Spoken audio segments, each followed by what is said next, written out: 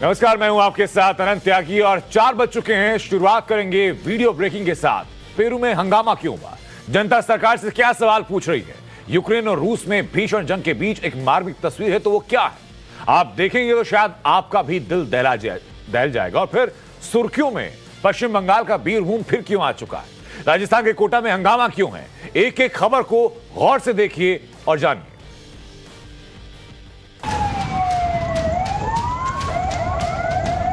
आगजनी, गाड़ियों में तोड़फोड़ और झड़प। तस्वीरें दक्षिण अमेरिकी देश पेरू की है, जहां बढ़ती महंगाई और आर्थिक संकट के बीच आम आदमी सड़क पर उतर गया है। बढ़ती महंगाई और बेरोजगारी के खिलाफ प्रदर्शन किया जा रहा है। हर तरफ सिर्फ नारेबाजी, आगजनी और सरकार के खिलाफ गुस्सा दिखाई दे रहा है। आप देख सकते हैं कि कैसे हाईवे पर टायरों में लोगों ने आग लगा दी। गाड़ियों में तोड़फोड़ की जा रही है। एक बस को चारों तरफ से घेरकर पत्थर बरसाए जा रहे हैं। लोगों से भरी गाड़ी किसी तरह वहां से निकलने की कोशिश करते हैं, लेकिन प्रदर्शनकारी लगातार पत्थरबाजी कर रहे हैं। आखिरकार किसी तरह बस ड्राइवर वहां से निकलने में कामयाब हो जाता है।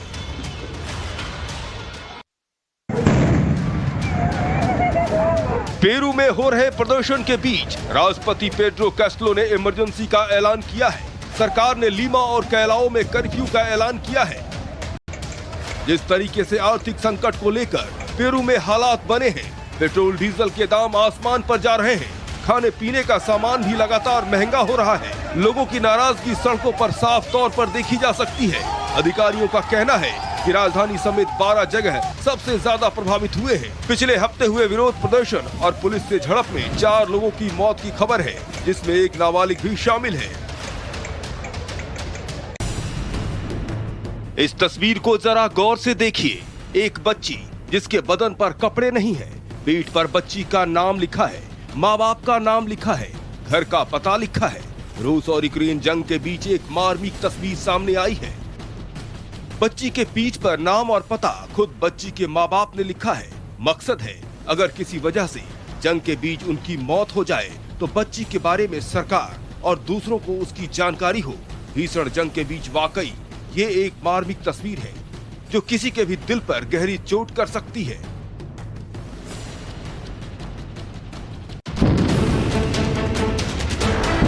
यूक्रेन वो खुशहाल शहर जो बर्बाद हो चुका है, जहां हर तरफ सिर्फ तबाही ही तबाही दिखाई दे रही है। ये तस्वीरें हैं वूचा की, जहां रूसी सेना ने ऐसा कहर बरपाया कि सब कुछ तबाह हो गया। इस तबाही के बीच यूक्रेन के राष्ट्रपति जेलेंस्की बूचा पहुंचे और वहां के हालात देखकर भावुक हो गए। भारी सुरक्षा के बीच बूचा पहुंचे जेलेंस्की ने स्थानीय लोगों से बातचीत भी की।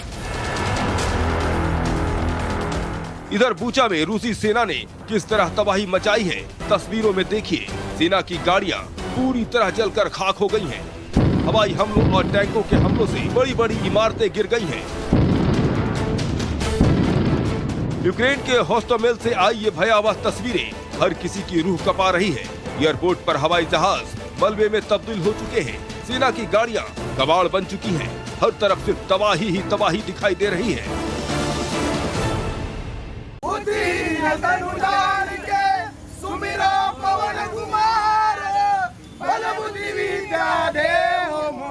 ये तस्वीरें मुंबई के कुर्ला की है, जहां अब अजान और हनुमान चालीसा को लेकर घमासान मचा हुआ है। कुर्ला में एमएनएस कार्यकर्ता तब आक्रोशित हो गए जब उन्हें लाउड स्पीकर पर हनुमान चालीसा नहीं बजाने दिया। फिर क्या, कार्यकर्ता हनुमान चालीसा का पाठ गाने लगे और मस्जिदों पर लगे स्पीकर का विरोध किया। पूरे घटनाक्रम के बीच राज ठाकरे ने एक अहम बैठक भी की है, जिसमें एमएनएस के सभी नेताओं ने लाउड स्पीकर मुद्दे पर चर्चा की। बता दें कि महाराष्ट्र में मनसे के अध्यक्ष राज ठाकरे ने हाल ही में मस्जिदों में इस्तेमाल होने वाले लाउड स्पीकर को बंद करने की मांग की थी। उन्होंने कहा कि अगर ये नहीं रोका गया तो मस्जिदों के सामने ऊंची आवाज में हनुमान चालीसा का पाठ किया जाएगा। तस्वीरें जम्मू कश्मीर की है। यहाँ आज डोगरा फ्रंट की अगुवाई में सैकड़ों लोगों ने कश्मीरी हिंदुओं पर हुए अटैक के विरोध में प्रोटेस्ट किया। कश्मीरी पंडितों की मांग है कि 90 के दशक में जो हुआ अब नहीं हो, इसे सुनिश्चित किया जाए। जम्मू कश्मीर में पिछले 24 घंटे में 3 बड़े अटैक हो चुके हैं। पहला अटैक शोपिया में हुआ, जहां आतंकियों ने एक हिंदू दुकानदार बालकृष्ण पर हमला किया। दूसरा अटैक मैसूमा इलाके में हुआ, जहां सीआरपीएफ जवानों पर गोली चलाई गई। उससे पहले पुलवामा में बिहार के 2 मजदूरों पर हमला हुआ। पश्चिम बंगाल का बीरभूम एक बार फिर सुर्खियों में आ गया है, क्योंकि जिस पंचायत के उप प्रधान की 2 हफ्ते पहले निर्मम हत्या कर दी गई थी, उसका सीसीटीवी फुटेज आ गया है। तस्वीरों में आप देख सकते हैं कि कैसे 2 आरोपी बाइक पर बैठकर शेख के पास आते हैं और इसके बाद भादु शेख पर बम फेंक रहे हैं। बम फटने के बाद दोनों उस पर फायरिंग भी करते हैं। धमाके और फायरिंग की आवाज सुनकर आसपास के लोग वहां आते हैं, लेकिन आरोपी तब तक फरार हो चुके होते हैं। बता दें कि इस घटना के बाद बीरभूम में हिंसा हो गई थी और उपद्रवियों ने कई घरों में आग लगा दी थी, जिसमें 9 लोगों की मौत हो गई थी।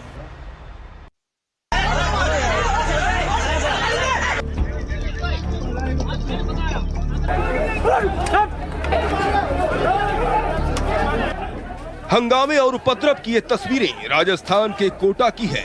हिस्ट्री शीटर देवा गुज्जर की हत्या के बाद गुस्साए लोगों ने जबरदस्त बवाल काटा। देवा गुज्जर के समर्थक चारों ओर फैले हैं और हंगामा करते नजर आ रहे हैं। कहीं टायर जलाए जा रहे हैं तो कहीं बीच सड़क पर लकड़ी जलाई जा रही है। भारी संख्या में पुलिस मौके पर है, लेकिन कुछ कर नहीं पा रही है। इस दौरान कोटा एमबीबीएस अस्पताल में मोर्चरी के बाहर लाठी चार्ज भी हुआ।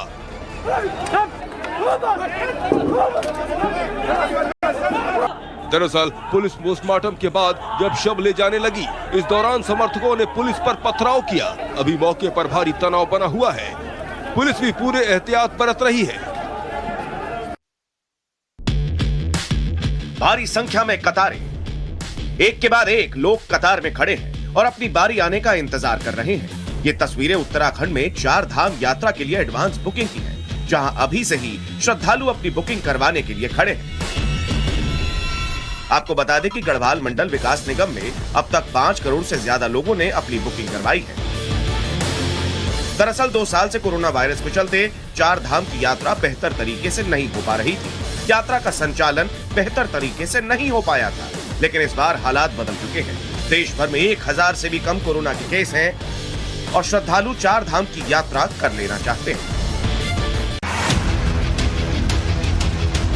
बॉलीवुड दबंग खान को अंधेरी कोर्ट से बड़ी राहत मिली है। सलमान को कोर्ट में पेश होने से छूट मिली है।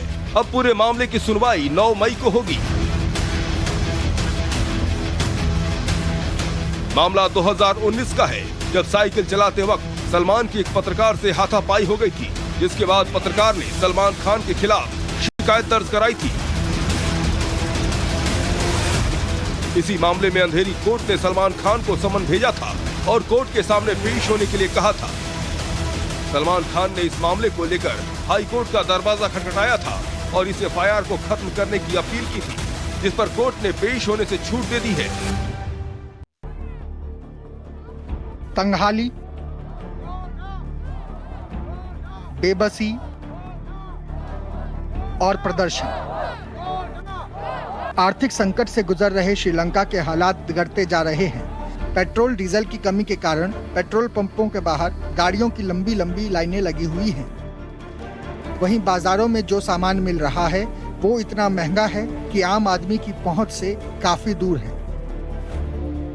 इधर बाजारों में मिल रही सब्जियां और फल फ्रूट के दाम भी आसमान छू रहे हैं। एक सेब की कीमत 100 रुपए से ऊपर पहुंच गई है। सरकार की तरफ से चलाए जा रहे इस मार्केट में तो समझा जा सकता है कि निजी मार्केट में क्या दाम होंगे।